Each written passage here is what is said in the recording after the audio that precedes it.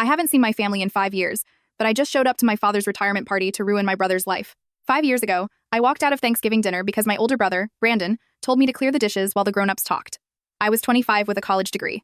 To them, I was just the artsy failure who would end up cleaning toilets. Turns out, they were right about the toilets. I worked as a janitor while teaching myself to code in a studio apartment with peeling paint. When I asked my mom for a small loan for emergency dental work, she sent me a photo of Brandon's new Audi and said, "Maybe your brother can inspire you to get serious."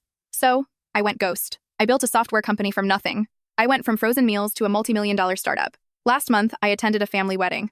Brandon didn't know I was successful. He saw me and smirked. Still in toilet cleaning school? I didn't say a word. I just pressed the unlock button on my key fob.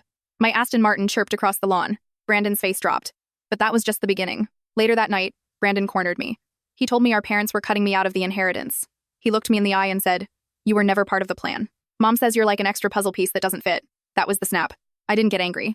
I got a private investigator. I discovered Brandon wasn't the golden boy anymore. He was a thief. He had quietly transferred the deed of my parents' lake house into a shell company he controlled. He was laundering their retirement money through fake maintenance fees paid to his friends. He was erasing me from the will while robbing our parents blind. I waited for my father's retirement party at that very lake house. Brandon stood under a white tent, holding a glass of Merlot, giving a speech about legacy and passing the torch. The whole family was there. It was time.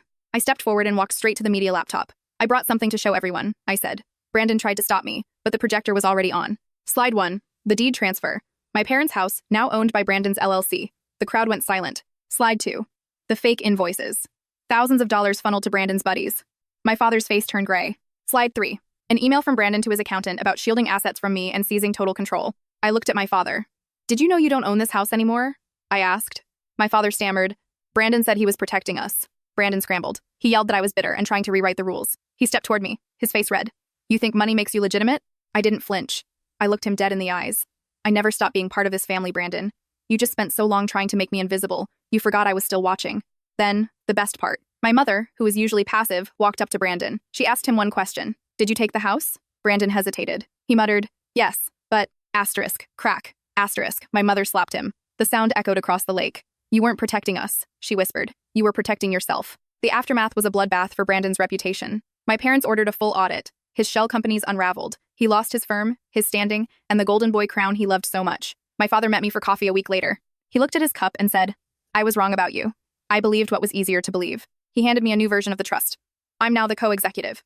I didn't need their money, and I didn't need their throne. I just needed them to know that the extra puzzle piece was the only one that actually held the picture together.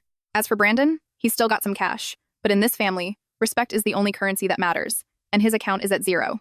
Would you like me to create a YouTube script version of this story with specific visual cues for the video?